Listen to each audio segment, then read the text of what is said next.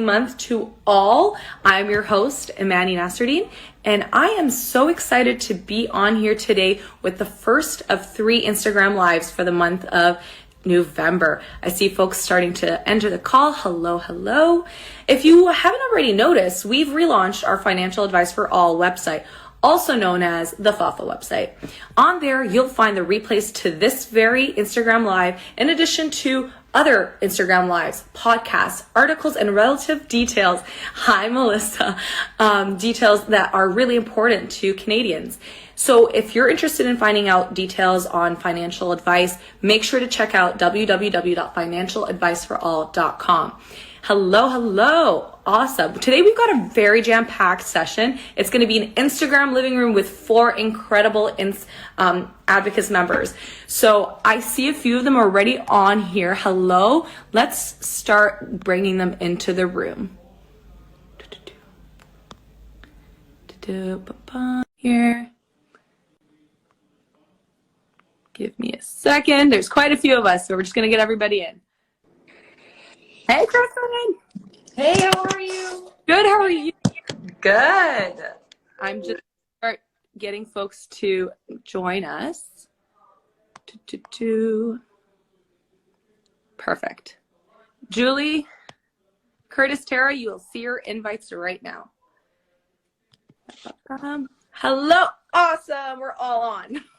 Crushing life. Happy Wednesday to you all. How's it going? Going well, thank you. Awesome. Yeah, it's going great. A little snowy here in Alberta, in Calgary. There's a lot of white stuff falling. Surprise, surprise. Well, it's wonderful to have you all on here. It's a really busy day, I would assume, for all of you, but it's so important for us to take some time and to talk to the Advocis members, with today's theme being how Advocis members are giving back to their communities. And you folks have done an incredible job at doing that, and we want to be able to highlight that. So there's a few of us on the call. I'll moderate. We can probably start with Kristen, and we'll work our way around the little living room here. So let's dive in. Kristen, hello. Hi. Hi. Diving right in. You hold a CFP and PFA designation and are helping over 600 young professionals across Canada with their finances. On top of that, you just released a book or planner called Finding Freedom, Your Life and Financial Planner. So talking about giving back, how's that been? It's been awesome. I really love being a part of, the financial literacy conversation, not just in November, but all year long. And I felt that there was such a need for our millennial generation to really start understanding and diving into their. We're not taught about it very much. And so the more I give back, the more that I can educate through things like the planner that I created to make it part of our lives, the better I feel.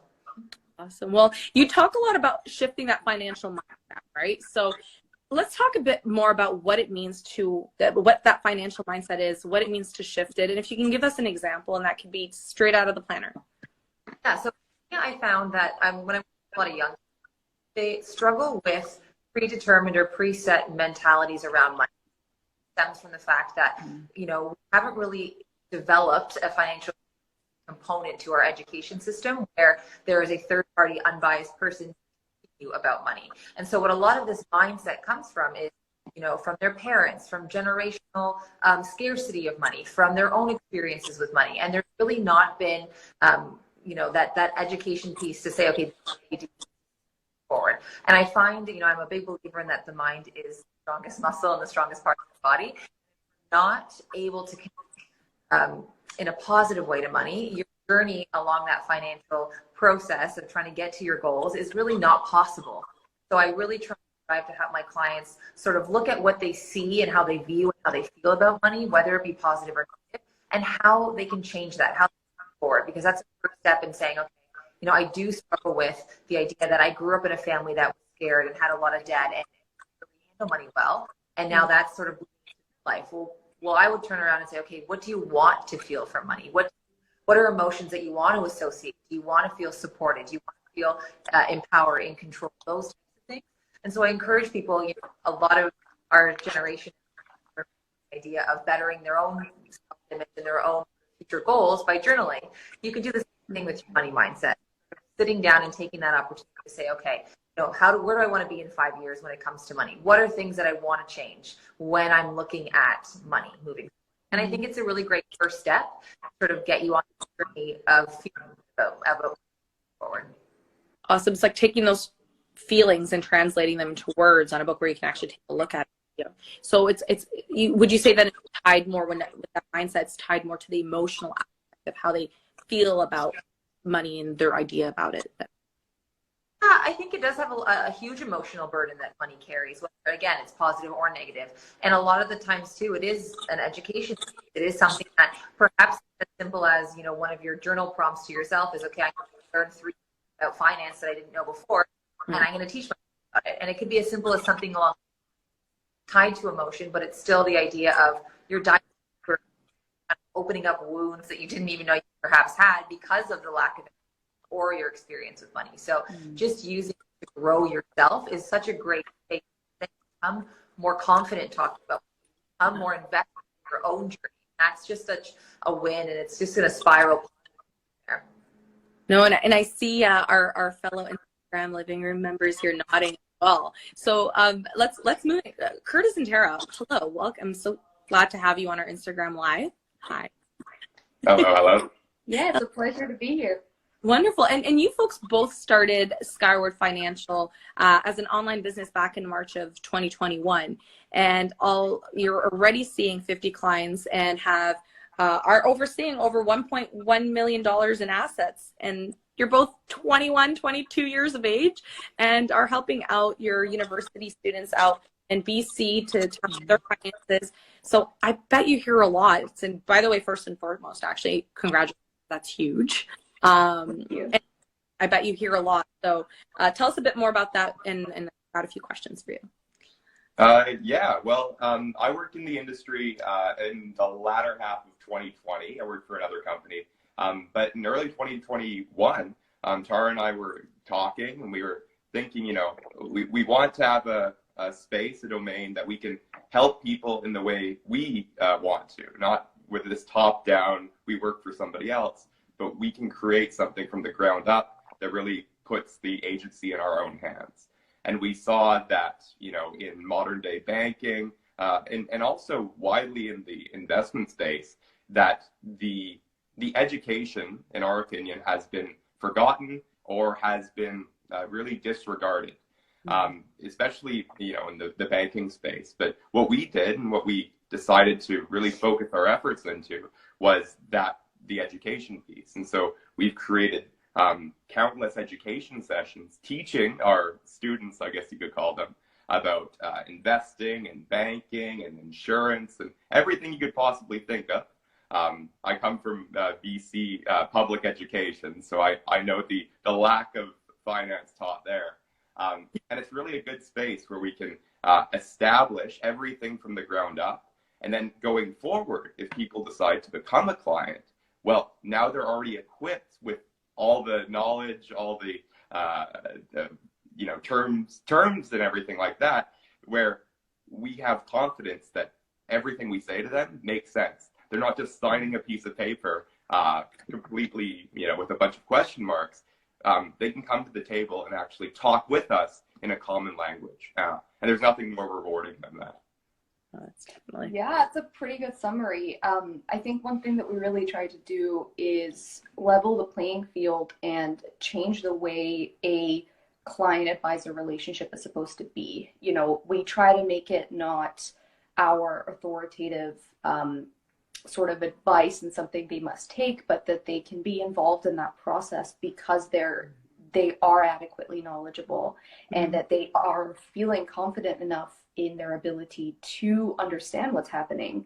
And it's really, really nice to see that financial anxiety lift over the course of these sessions that we do with clients. And so you can see them sort of take a breath that's like, okay, I actually know what's happening now, and I am not terrified to take a look at my situation and actually start to think about my future and my savings, because it's an idea that a lot of our clients just avoid. It's way too overwhelming, and so they would just rather not think about it. Just turn a blind eye and just pay the bills and everything will be fine.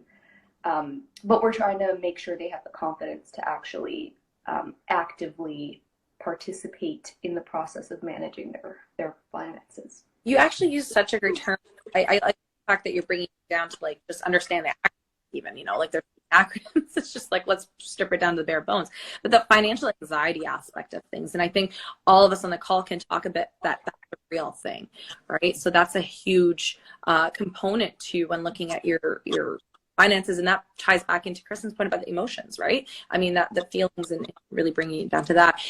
Before we kind of carry the conversation, I have a question, and Curtis, maybe you can answer the first part, and Tara, you can answer the second part of it.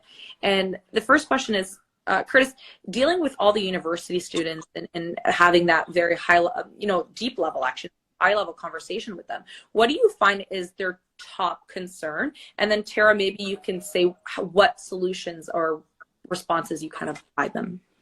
Yeah. Just for everybody to know. So Skyward Financial is based in Vancouver, BC, and we're a lot of our clients are actually students at the University of British Columbia. So our main clientele is university students, people that typically they don't have any money, and they might have like $25 a week. So we make those $25 a week efficient. Anyway, but the main question definitely that we get. I did a podcast episode a couple months ago. It's called The Predicament. You can search it up. But I got asked the question, and I think it sums up perfectly what people are feeling. Are we doomed? And it was just that sums it up. Are we doomed?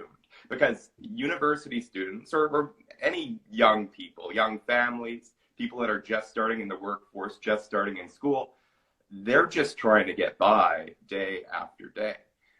They're trying to pay rent that is increasingly on the rise in Vancouver. They're trying to pay food. It's tough. And so they've never thought, what about in the next 5 years? They never thought, what about the next 20 years? And so when they first start thinking about that, it is too overwhelming, like Tara said. It's like, well, I can't even get past this month, let alone 5 years. I can't even think about retirement. And so a bunch of those things get put on the back burner indefinitely until, we can sit down with them, teach them, and have a conversation that, hey, owning a house isn't as unrealistic as you think. Going on that vacation isn't just a dream. You can actually do it if you first account for what you're spending right now, make that as efficient as possible, still allow yourself your wants and your needs, but still, if you have $100 left over, let's allocate that in a place that's smart rather than just, going out to splurge on it in some other way. So yeah, the question I get all the time is, are we doomed? And my response and Tara's response all the time is no. We're facing rising inflation that we've, never seen in a long time. We've been through a pandemic that we've never had in, say, like 100 years, the last global pandemic.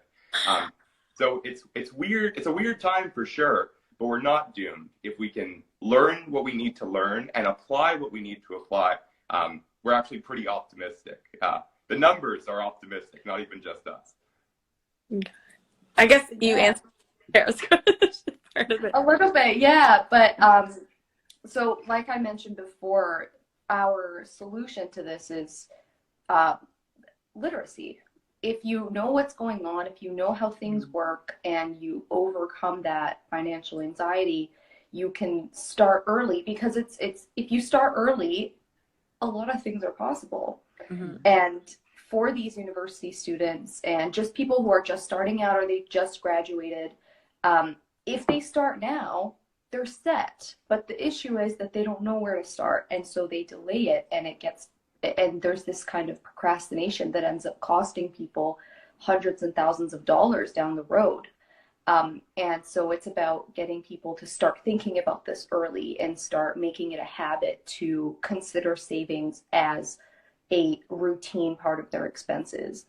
And once they start that early enough, they're going to be okay, because all of these young people are, getting a good education. They're going out into the world. They're starting out with jobs, and they're going to work their way up. And so everything is optimistic. And so once they're equipped with that knowledge and those tools, then they can manage it. I mean, maybe they might not be able to manage a $4 million house in Vancouver, but they can manage a lot of other things as well, including being able to take a vacation every year and sending their kids to good schools and all the other things that people want in the future. So definitely, yeah, yeah. No, but I honestly think that you folks touched on so many important parts, and looking at the trajectory of what is, life and your milestones is you go to university, then you get married, and then you might be you have your kids, you might be single at the time, you never know, things change. But dovetailing a little bit, I'm trying to bring in that single aspect because Julie just co-authored a book out here, and it's called The Canadian's Guide to Personal Finances for Singles, which is perfect because if we all look at the statistics, a lot of Canadians are choosing to stay single for longer, which we are now going to find out is pretty costly. Julie, how's it going, first and foremost? It's good. It's a little cold, but it's good. I hope you're oh. Yeah, exactly. Well, I'm just shifting our focus a bit down. We kind of talked about the financial mindset. We talked about university students, their number one question, getting ready, jumping in, and the fact that they're not doomed. So when we look at the single space, and let's talk about single women in Canada right now taking charge of personal finances. As a risk management and senior wealth advisor, what are some tips, maybe 3 concrete tips that you can give for confident financial decisions when making, for women, for financial investment decisions for women? Yeah, thank you. I love that. I think for me, there's kind of 2 parts to it, and then the second part's got a bit more. So I'll touch on all of that. So I think the first thing is the old adage of cash is king. I like to say cash is queen, just sounds lovely, and pertains lovely to women. I think having cash on hand is something that maybe gets overlooked sometimes when we're planning out finances and that sort of thing. And we often think of an emergency fund as the priority, but I like to flip that. Sure, that's important, but I also like to say, what about opportunities that come across your way? So let's say you want to invest in a friend's business, or the market's been down for the year, maybe it's a good time to dump some money in. So having some cash aside, maybe in a high interest savings account, and kind of there waiting for you to take advantage of an opportunity, I think is pretty exciting and something we talk a lot about in the book. I think the second part is kind of to touch on what Kristen, Justin, and Tara have talked about, is that, investing in future you, and what does that look like? And for me, there's kind of 2 parts to that. One, there's getting yourself educated. And I think we've all touched on financial literacy. And I think the message that I like to convey to listeners and clients and that sort of thing is financial literacy looks different for everyone.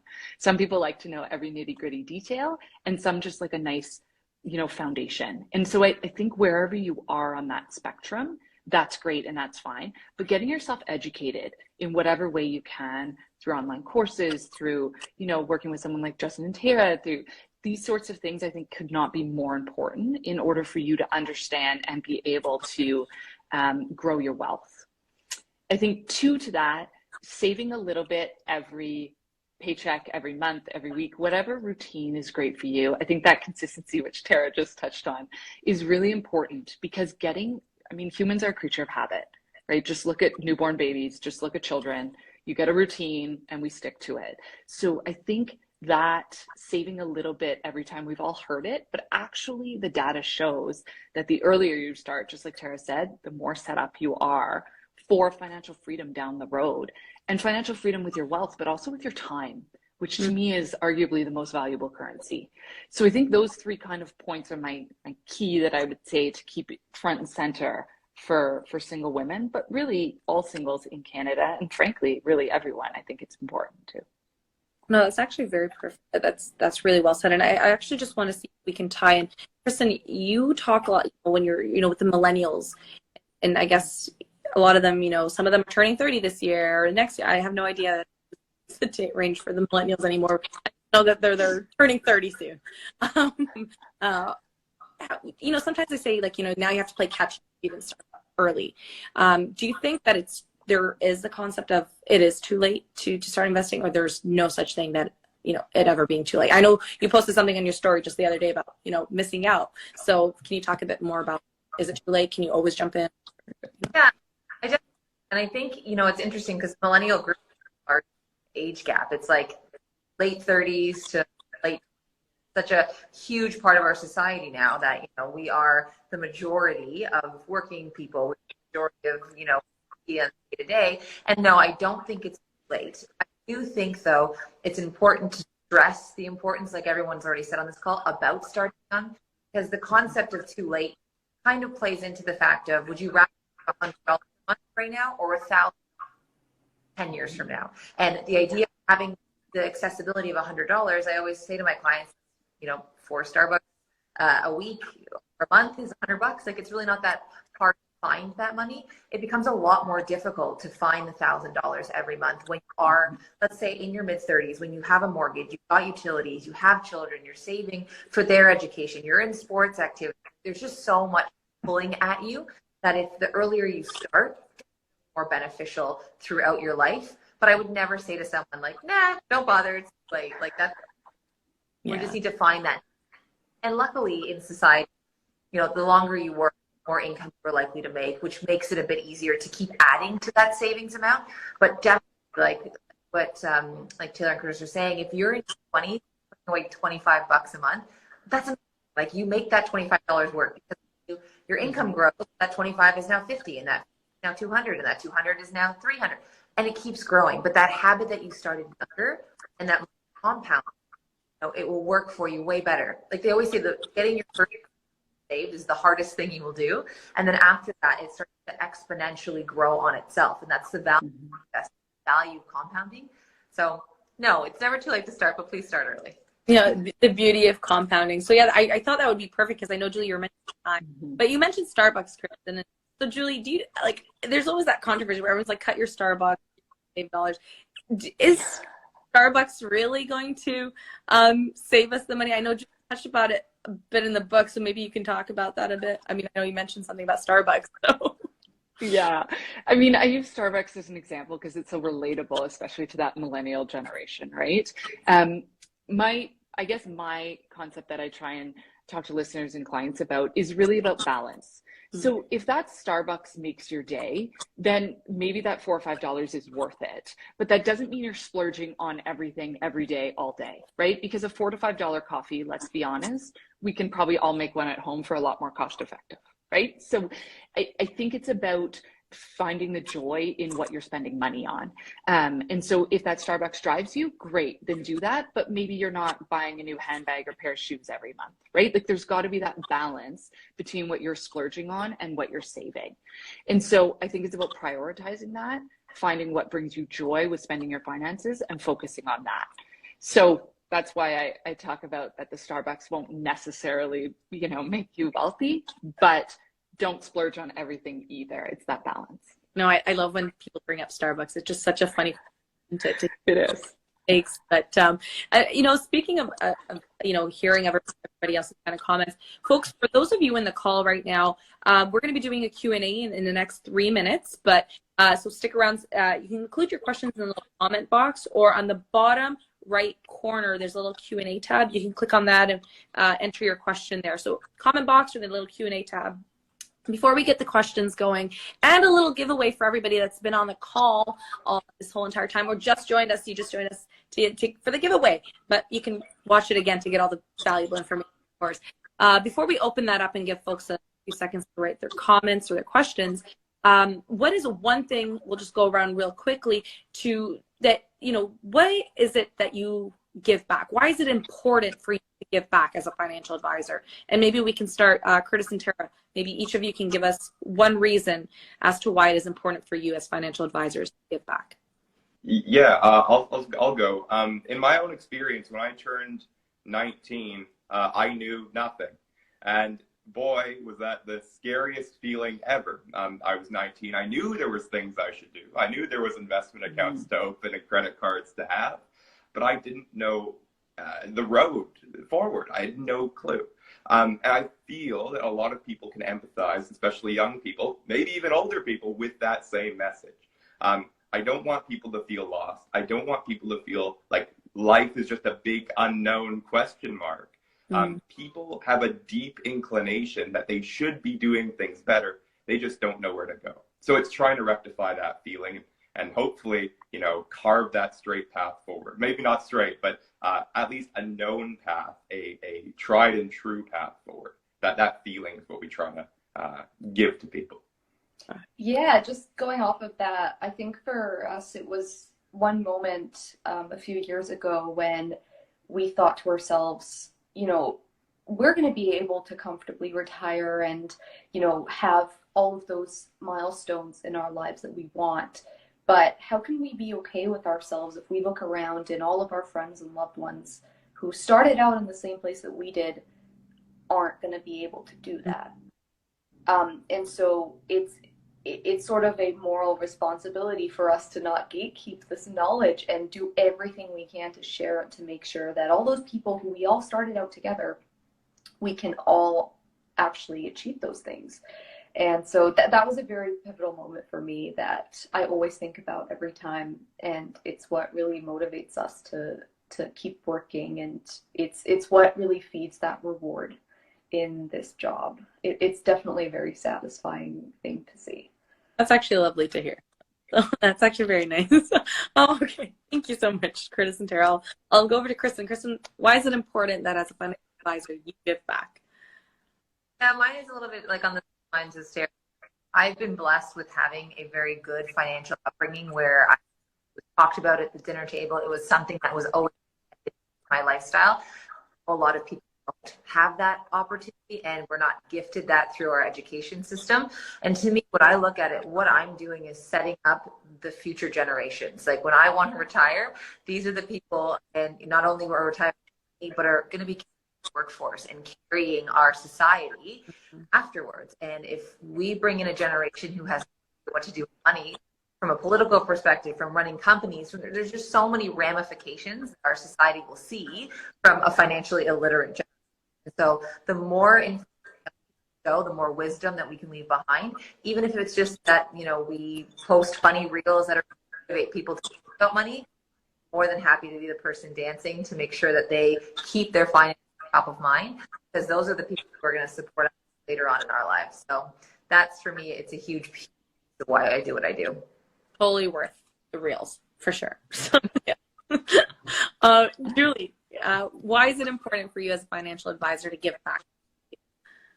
Yeah, so similar to Kristen, I grew up with a large amount of financial knowledge and discussions at the dinner table. And so there's that aspect of sharing. And I think it's already been said. So I'm going to go a little bit on a tangent. And I think for me, it's about making money discussions comfortable again. Mm-hmm. And so I think for a lot, it's a anxiety, like Tara and Justin said. It's, not positive money feelings like Kristen touched on. So I think it's about making that more comfortable, making the discussion open and available so people can communicate, get educated, and move forward. I think when it's all behind closed doors and it's stuffy and awkward and uncomfortable, we don't get to have these conversations and people don't learn. So I think it's about that comfort and really increasing that and being open with it so everyone can learn and grow their financial knowledge and build their wealth. I think that's it for me. No, I think that those are amazing reasons to give back, and you folks have done so already, and I know that you will continue to do so, knowing, just how valuable the information that you shared here today doesn't just stop at what you're doing now. So thank you. And just before we dive into our giveaway, folks that are on the call right now, if you're on, we're going to do a giveaway, but we've got a few questions. So Sheila, hi Sheila, has sent a question here saying, my son is 20, has, I believe, some of his financial literacy info coming in from TikTok and Insta. Where do you suggest he start learning about Finance? What has worked for you? That's an awesome question because, TikTok University is a thing now, apparently. So is there anybody that would like to take this question? Who's in I know, Kristen, you're in the TikTok Insta space. Thoughts on that? And then maybe we can, folks, if you have a little comment, type in as well. Yeah, I would say one of my biggest things to always keep in mind is who you're getting your information from. So a lot of, like literacy code and all those fun titles that you see on Instagram and TikToks. But when you get somebody like ourselves, conversation where they have designations, their CFPs or their PFAs or their CAs, whatever, that show that they are knowledgeable. You keep following them, keep looking at what they're doing. And honestly, my recommendation would be never be afraid to ask. I always put up in stories that, what are your questions? What are you struggling with? What do you need to learn from us? And that's a great opportunity. If you're like, okay, well, I'm starting to dive into this. I'm starting to really get excited about finance. You know, what would you recommend for a 20-year-old to do with their extra money every month? Well, that will be amazing, because I can come back and say, but if you have this question, I guarantee you 20 other people also have this. So getting engaged in the conversation, like you said, don't shy away from it. Use this platform as a form of university. At other areas too, like great books, like what Julie's sort of written to, that are very specific to, you know, how to be a, what to start off with, and start building that knowledge. But make sure you're following the right people, following them, and definitely ask the questions that are on your mind. Mm-hmm. Julie, anybody want to add to that, Chris? No, I think Kristen nailed it. The credibility is key. Make sure people have certifications, licensing, the proper education. Because yeah, like any industry, you get those that just aren't well aware and might be providing not quite accurate information. So credibility is key.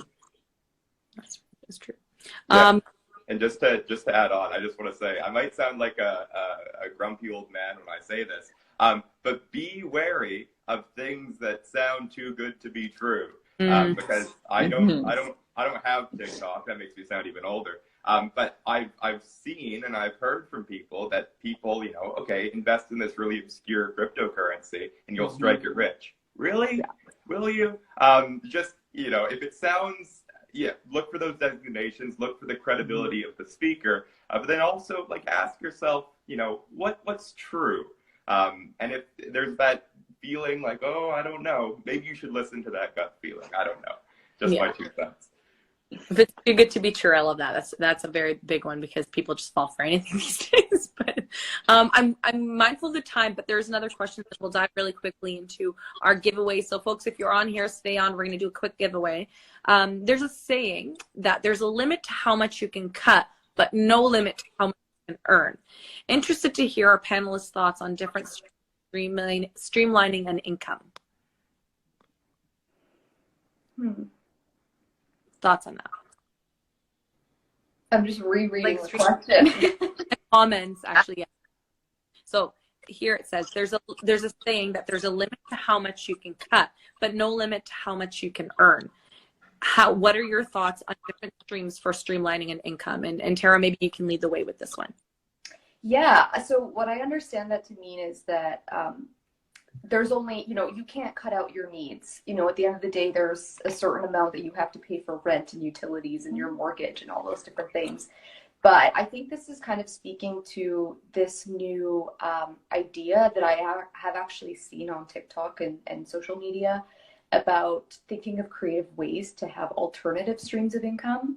And I think that's really interesting, especially for younger people who have the time to do side jobs alongside the main stream of income that they have. And I think that could actually be a very valuable mindset, or a shift in the way that you think about your finances, is that there's not just one way I can be earning, there's other things I can be doing to kind of diversify where I'm earning my money from.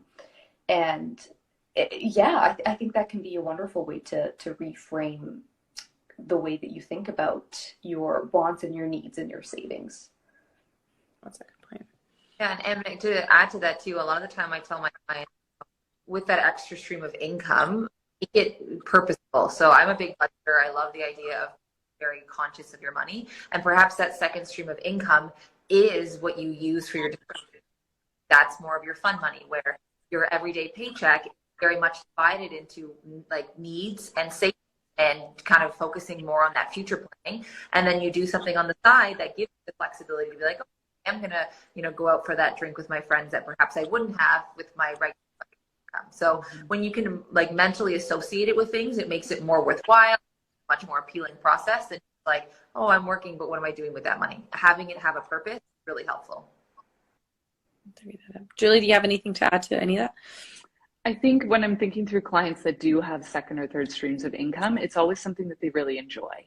So it's not necessarily that it's really something that's driving tons of income to their family, but it's always something that they're passionate about, that they love, that they're enjoying. And so there's a big joy in that I think I see. And it's still, I mean, revenue is revenue, right? When it's coming in, it doesn't have to be a large amount. And especially if it's something you can be passionate about and love doing, I think that's really important. No, I actually like that, because you got to like what you're doing, and it won't feel like, oh, I have my second job or my second side hustle or whatever it is. It's something that you enjoy. You folks are incredible. Thank you so much. There's a lot that you've just given back on this call and let folks know. So as a little thank you for those that have continued to remain on the call, we're going to do a quick giveaway. One of the items is actually Kristen's planner. So we've got, you're going to hold it, awesome. There. So we've got a chance to win that. So the question for all of you that have been on the call, at the start of it, I introduced Kristen, I introduced her designation, CFP and PFA, and I set a number on how many young professionals she is advising. It's a 3-digit number. That's the clue I will give everybody on the call. If you know it, go ahead and put it in the comment box. And let me just see, because we've had a lot of folks coming in and out throughout the entire session. So we might have to change the question and no one gets And in the meantime, we can park that. So if you've got the question or you're thinking about the number, you can put it in the comment box. It is, how many young professionals is Kristen helping out here in Canada today? I mentioned it earlier in the call. Julie, we're also going to be giving out your book today, and I for anybody that you're going to hold it, awesome. The question that we have here is, Julie gave 3 tips on how, whether you're female identifying, male, or anybody, just singles in general, there are 3 tips to kind of, financial investing tips that basically Julie shared, which you can name any one of them. I got them in my head. I know one already, which I'll give a hint. Julie said is the most important currency of all, in her opinion. So feel free to put that in the chat box if you've got it. I don't know how many people are. If not, I can bring the question down. And I think I'm going to do that now. Kristen has 2 designations, a CFP and a PFA. First person to write what CFP stands for or PFA stands for in the chat box will win Kristen's planner. So the question here is, what does CFP and what does PFA stand for? Either or. Fastest person to write that in the little comment box will win the book and the planner, rather. So hello. Does no one want? Is anybody on here? We've got 11 people. I need someone to put it in the comment box. All right, we'll give folks a second. I don't know. If anything, we could do it as a social media giveaway after it. So I think that I'll talk to them, and maybe we'll do that instead. We'll do both of them as a social media giveaway, and we'll take a look at the comment boxes there. Oh, shit. Okay, we've got someone that answered it. Okay. Certified financial planner and professional financial advisor. Those are correct. Sheila, we'll chat after this call. After this Instagram live. Julie, I think that maybe we'll shift yours and we'll do it at a social media giveaway. If that's cool, we'll be in touch. But thank you so much to all 4 of you for being on this call today. This is our first Instagram live for Financial Literacy Month 2022. We've got 2 more left for this month, as well as a Twitter chat. We're doing the first ever Twitter chat. It's going to be great. For those of you on the call, if you just jumped in or missed the entire call and just caught the last half of it, or have been in and out, this replay will be on our Instagram account here at advocis.tfac and on the Financial Advice for All website. So if you have any questions, you can reach out to these 4 wonderful individuals on their Instagram handles, or send us a DM and we'll connect you for sure. Other than that, I think we're going to wrap up this session. Thank you so much. Stay 10 minutes over, but it was good. So it was all great. You folks have a great rest of your day. And thank you so much. And remember, if it's too good to be true, Curtis? Just be wary. I don't know. Stay away. Probably. Make sure you get credible advice.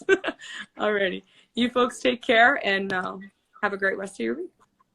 Thanks, everyone. Thank you. Cheers.